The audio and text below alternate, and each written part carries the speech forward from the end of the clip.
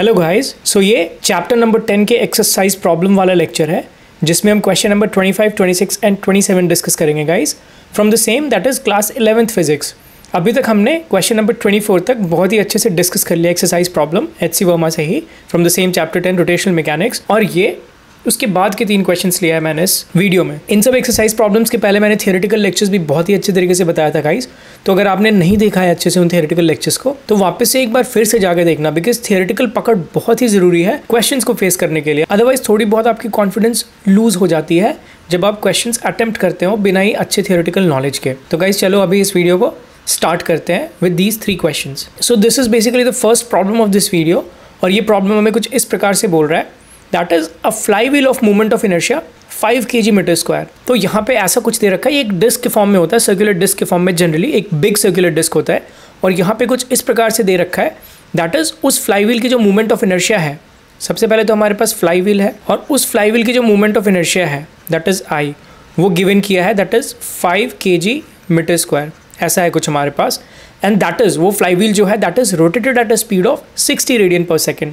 तो उसकी जो ओमेगा है जो गिवन किया गया है हमें that is 60 radian per second of that same fly wheel guys. तो ये हमारे पास गिवन चीज़ें हैं। उसके बाद कह रहा है because of the friction at the axle, axle पे कुछ फ्रिक्शन है जिसके कारण वो फ्लाई व्हील जो है 5 मिनट में रेस्ट में आ जाता है। ऐसा कुछ फ्लाई व्हील है, मान लो हमारे पास बिग सर्कुलर डिस्क, और उस पर कुछ एक्सेल है, और एक्सेल के कारण कुछ फ्रिक्शन हो रहा है उस फ्लाई व्हील में जिसके कारण वो 5 मिनट में रेस्ट पे आ जा रहा है। तो हमारे पास ओमेगा इनिशियल गिवन है that is 16 radian per second, not 16 but 60 radian per second, और फाइनल ओमेगा कितना है 0 है, that is already given guys 0 radian per second. और ऐसा कब हो रहा है, मतलब वो 60 रेडियन पर सेकेंड से 0 रेडियन पर सेकेंड कितने टाइम में आ रहा है, that is in 5 minutes which is 5 multiplied by 60 seconds. अगर मैं सेकेंड्स में बोलूँ तो that is equals to 300 second guys. अभी मैंने इसको सेकंड में क्यों कन्वर्ट किया, बिकॉज देखो यहाँ हमारे पास ये सेकंड में था, ये सेकंड में था, तो मैंने इक्वल यूनिट्स करने के लिए इसको भी सेकंड में कन्वर्ट कर दिया। और ये रुक क्यों रहा है, because of the friction at the axle, ये भी गिवन है क्वेश्चन में। तो इसके तहत हमें पार्ट ए क्या कह रहा है, we need to find the average torque of the friction. जो एक्चुअली फ्रिक्शन लग रही है इस फ्लाई व्हील में बिकॉज ऑफ द एक्सेल, उसकी जो एवरेज वैल्यू होगी उस फ्रिक्शन की, उसका टॉर्क कितना होगा ये हमें निकालना है। तो we already know that average torque अगर मैं बोलूँ that is equals to either you can write I alpha, या फिर आपको एवरेज फ्रिक्शन निकालना पड़ेगा multiplied by radius of the wheel, ये रेडियस। तो यहाँ पे देखते हैं हम इन दोनों में से कौन सी चीज़ें यूज़ कर सकते हैं गाइस। हमारे पास देखो यहाँ पे मोमेंट ऑफ इनर्शिया गिवन है पहले से ही, और इस वाले रिलेशन से यहाँ पे हमें 3 चीज़ें गिवन है that is omega naught, omega and T. तो यहाँ से इजीली हम अल्फा निकाल सकते हैं। तो यहाँ पे आई गिवन है, यहाँ से अल्फा निकाल सकते हैं, तो हमारे लिए ये ज़्यादा आसान होगा यहाँ पे निकालना आई अल्फा, और वहाँ से हम average torque of the friction easily निकाल सकते हैं। तो देखो गाइस सबसे पहले अल्फा निकालते हैं by using the rotational Newton's laws of motion में ऐसा बोलो तो यहाँ पे this is omega is equals to omega not plus of alpha t, ऐसा होगा हमारे पास कुछ। यहाँ पे ओमेगा जो हमारे पास है दैट इज 0, ओमेगा नॉट जो है that is 60 plus alpha multiplied by time कितना है दैट इज 300। तो यहाँ से अगर आप देखोगे तो अल्फा कितनी निकल कर आएगी हमारे पास, that is minus of 60 upon 300 guys. ये निकल कर आ गई हमारे पास, this is 6 times 5 is 30 and that is minus of 0.2 radian per second square. ये हमारे पास अल्फा निकल कर आ गई गाइज। तो यहाँ से अब हमारे पास अल्फा है और यहाँ से आई है। अभी यहाँ पे अल्फा नेगेटिव क्यों आ रहा है, because this is the process of retardation guys. यहाँ पे फ्रिक्शन रोकने की कोशिश कर रहा है और फाइनली उसको रोक दे रहा है, 0 radian per second angular velocity हो जा रही है उस फ्लाई व्हील की। That's why this is negative, because this is angular deceleration not angular acceleration. But यहाँ पे तो हमें मैग्नीट्यूड से मतलब है, तो मैग्नीट्यूड अगर मैं निकालूँ टाउ एवरेज का, तो हमारे पास आई है that is 5 multiplied by alpha that is 0.2। तो यहाँ से कितना है 5 times 2 इज़ 10, तो यहाँ पे 1 हो जाएगा। 1 newton metre is basically the answer to the part A, द average torque of the friction guys. अभी पार्ट बी पे देखते हैं। तो सबसे पहले पार्ट ए से हमें क्या निकल कर आया, एक तो एवरेज टॉर्क निकल कर आया that is nothing but 1 newton metre, और एक अल्फा निकल कर आया that is negative of 0.2 radian per second square. ये 2 चीज़ हमारे पास पार्ट ए से आई। तो अभी पार्ट बी देखते हैं क्या पूछ रहे हैं। पार्ट बी पूछ रहे हैं the work done by the friction, we need to find the work done by the friction. अभी हमें वर्क डन, अगर कोई टॉर्क लग रही है और उस टॉर्क की मदद से कुछ हो रहा है सिस्टम में, आइदर एक्सेलरेशन हो रहा है, डीसेलरेशन हो रहा है ऑफ दैट पर्टिकुलर सिस्टम, तो उस केस में हम बेसिकली वर्क डन कैसे लिखते हैं। वर्क डन जो होता है by a torque can be written as integration of this torque d theta, ये हमने ऑलरेडी थियोरेटिकल लेक्चर में देखा गाइस, तो आपको कोई भी डाउट है तो please refer those theoretical lectures. यहाँ पे थीटा 1 से थीटा 2 में बोलो, theta initial to theta final, so that is basically how we write work done by a particular torque. अगर मैं बोलूँ तो यहाँ पे यही चीज़ मैं यूज़ करूँगा।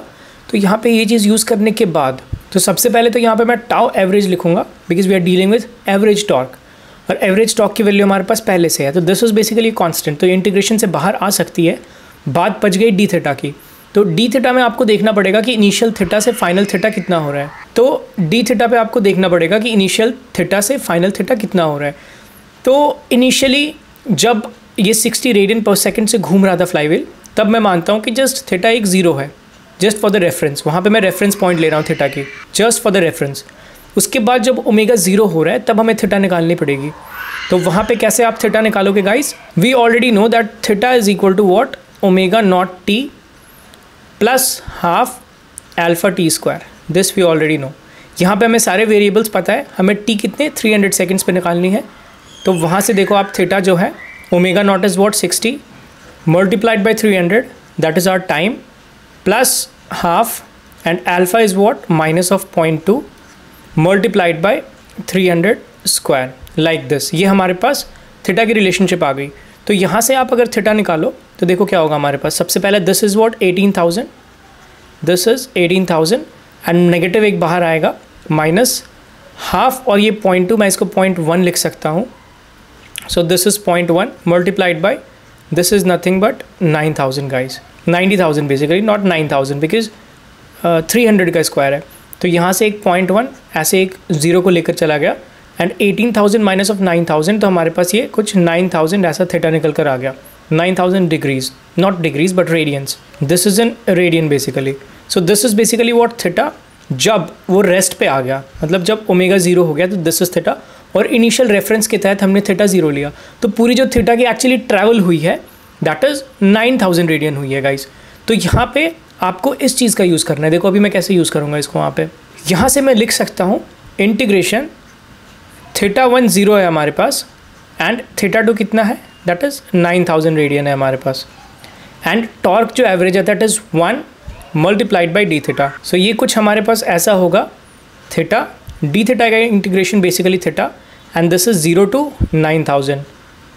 तो यहाँ से जस्ट हमारे पास निकल कर क्या आ गया, that is 9,000 joules work done, और मैं इसको लिख सकता हूँ 9 kilo joule. That is basically the answer to this part B question guys, the total work done by the friction. तो ऐसे आपको अप्रोच करके गाइज पार्ट बी को निकालना था। अभी पार्ट सी देखते हैं। पार्ट सी में बेसिकली क्या पूछा हुआ है, that is the angular momentum of the wheel 1 minute before it stops rotating. अभी 1 मिनट रोटेट होने से पहले के बारे में पूछ रहा है। तो हमारे पास तो ये जो ओमेगा ज़ीरो है वो 5 मिनट्स पे हो रहा था, तो यहाँ पे हमें t is equals to 4 minute consider करना है guys. t is equals to 4 minute पे एक्चुअली ओमेगा कितना होगा, and we already know that angular momentum is basically I multiplied by omega. So that's why we want this omega at t is equals to 4 minute guys.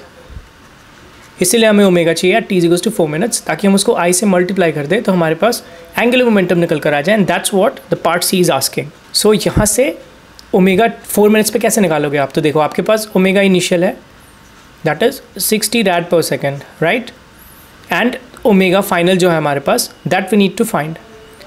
Time हमारे पास है 4 minutes, तो that is 4 multiplied by 60 seconds which is nothing but 240 second.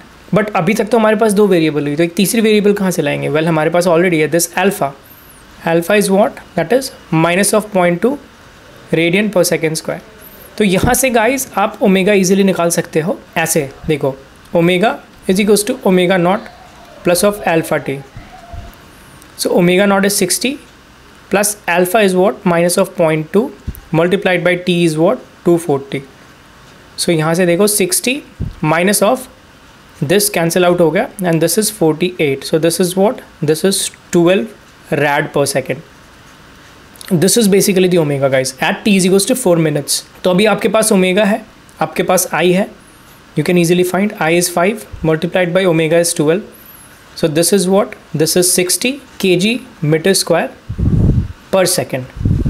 So this is basically the angular momentum guys, and the answer to the part C, that is the angular momentum of the wheel 1 minute before it stops rotating. तो यहाँ पे आपको ऐसे सोचना था guys, तो ये 3 part मैं नहीं बोल सकता कि बहुत टफ था, वेल बेसिक सही था, थोड़ा इंटरमीडिएट की तरफ इंक्लाइन था, बट आप ऐसे पार्ट बाय पार्ट सोच के सॉल्व करोगे गाइस तो ईजिली सॉल्व कर लोगे। तो कभी भी आप ऐसे क्वेश्चंस को सबसे पहले जो गिवन है वो लिखना गाइस, तो वहाँ से आपको थोड़ी माइंड में क्लैरिटी आएगी।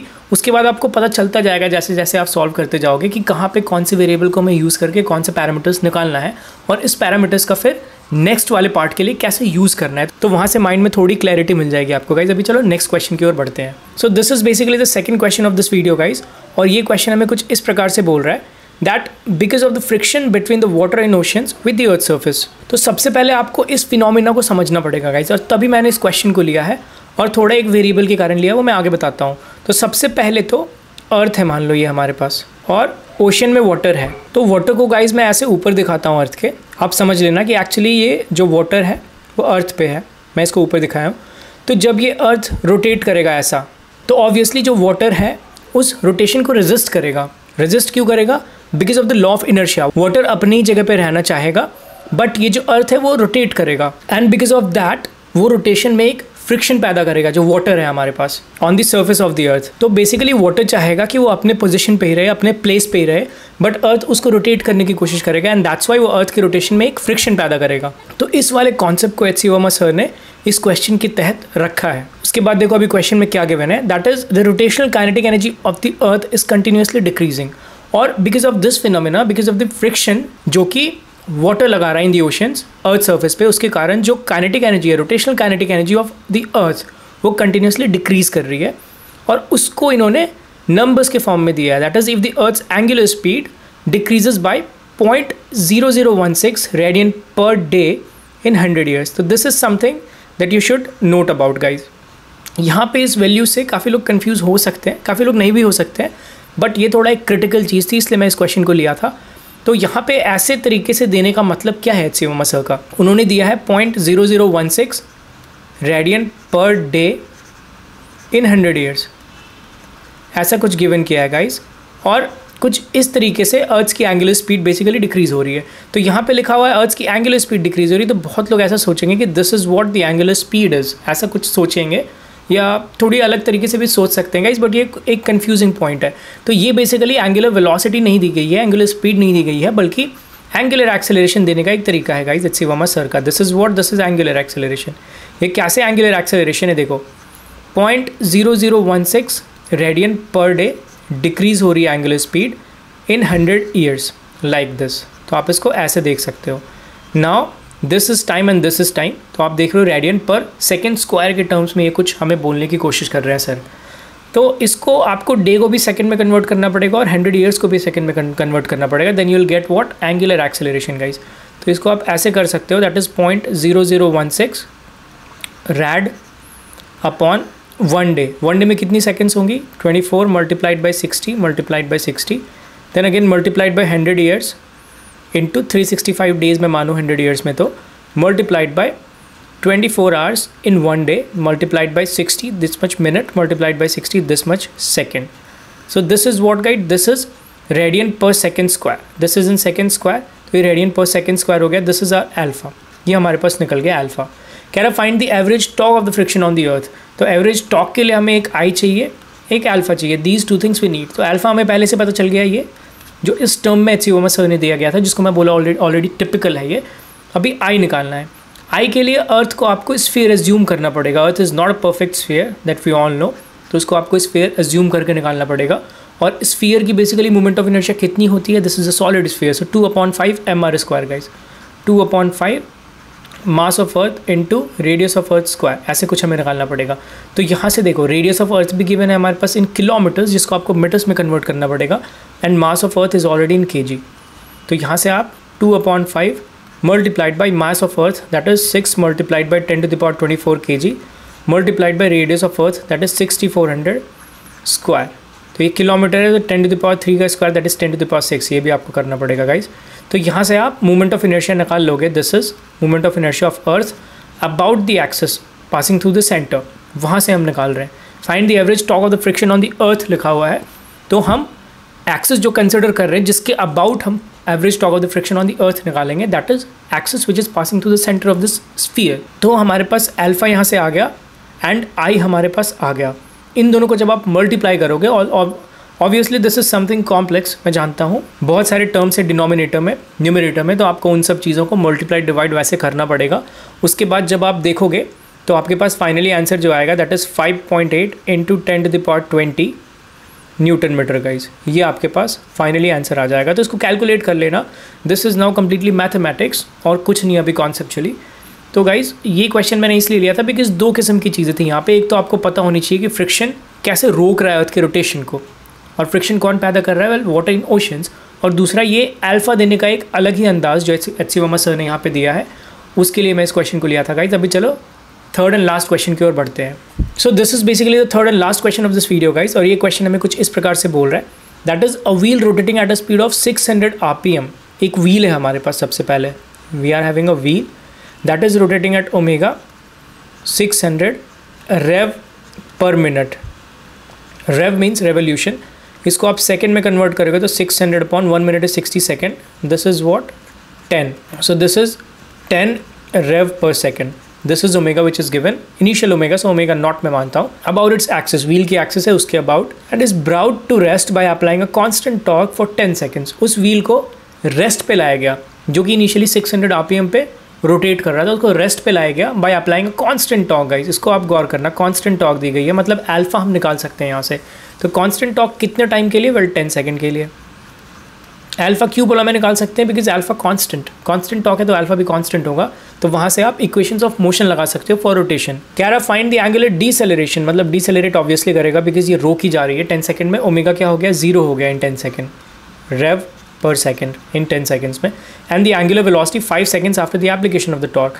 हमें एंगुलर वेलोसिटी निकालना है आफ्टर 5 सेकंड, ऐसे कर लो, मतलब t = 5 सेकंड जब होगा तब आपको ये एंगुलर वेलोसिटी भी निकालनी है। तो दो किस्म का क्वेश्चन यहाँ पे पूछा गया। तो सबसे पहले तो यहाँ से अल्फा आप निकाल सकते हो।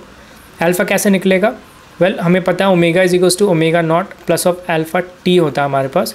सो omega is already 0, omega not is 10 rev per second plus alpha we need to find and this is 10। तो यहाँ से अल्फा कितना आ गया हमारे पास, that is -1 rev per second square आएगा। यहाँ पे रेवोल्यूशन पर सेकेंड स्क्वायर आया। This is not in radian but this is in revolution per second square, and this is what HC. Verma sir ने ऐसी आंसर दे रखा है। दैट्स वाई मैंने इस टर्म में ही बताया। अदरवाइज आपको अगर रेडियन में कन्वर्ट करना है तो we already know that 1 revolution is how much radian, well 2π radian. तो वहाँ से भी आप इसको लिख सकते हो, that is -2π radian per second square guys. तो ये एंगुलर डीसेलरेशन हमारे पास निकल कर आ गई, नेगेटिव है।